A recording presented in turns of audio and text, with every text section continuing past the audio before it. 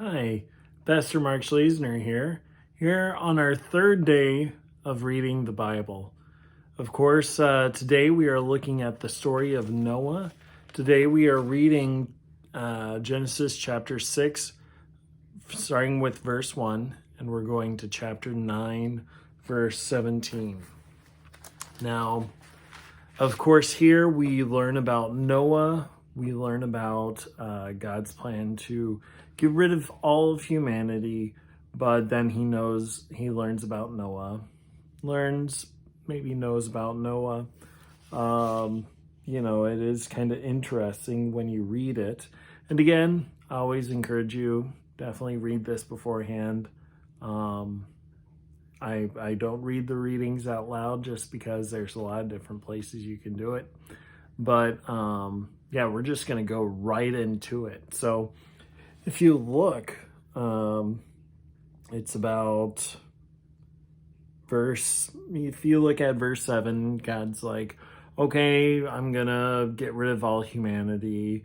And then on verse 8, there's a but, and then it's Noah found favor with the Lord over in verse 8. So Noah finds favor with God, and God says, okay, well, if you gather all the animals, build the ark, you and your family can go on there and can survive this and repopulate the earth.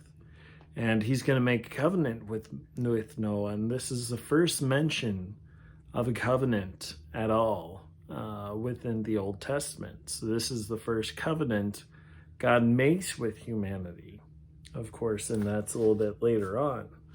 And it's pretty much just to,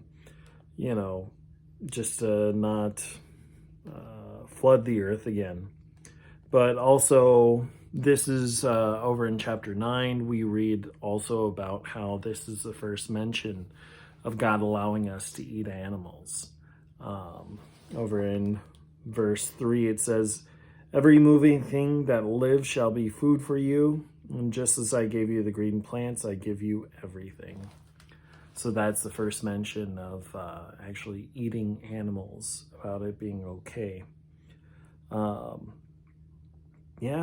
That is Genesis right there. And it's always a fun read. Always love reading about Noah and the ark because it's just so fascinating. There's a lot of small things in there, and you have to really kind of pay attention to them.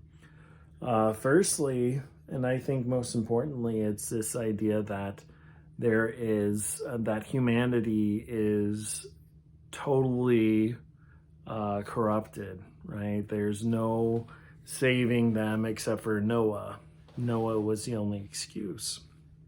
And really, I find that interesting. Maybe beforehand this wasn't so much of an issue, but nowadays I feel like it's come up a bit more where, we talk about what is necessarily sin, what necessarily is, how can humanity be so devoid of any value, right? Where God just decides, well, you know what, I'm tired of this. This is a horrible, horrible creation. I'm going to destroy it. Like, we've never seen that before, and we haven't really seen it ever again. But it's just interesting. It makes me think, like, what does that look like? What does that feel like, right? To live in such a place. And of course, now there's a lot of conflict. I feel like nowadays there's more conflict than there was before, more people openly disagreeing than there was before. And granted, it's probably part of the internet, right, where everybody disagrees. But of course here, I assume that's definitely got to be a part of it, right? How much violence is there? How much hatred? How much selfishness, right? Because especially when we think about what is divine, what is truly of the Lord, and its selflessness. It's loving God and loving our neighbor and acting accordingly. But yeah, so I guess really just kind of pointing out to you what necessarily struck your imagination during this reading today. What necessarily got you to thinking. What are some details that you read that you hadn't really seen before? Definitely comment below. Let me know as we are continuing this conversation about reading the Bible together. Of course, I want to just thank you all for doing this. We are continuing tomorrow. Tomorrow's day 4.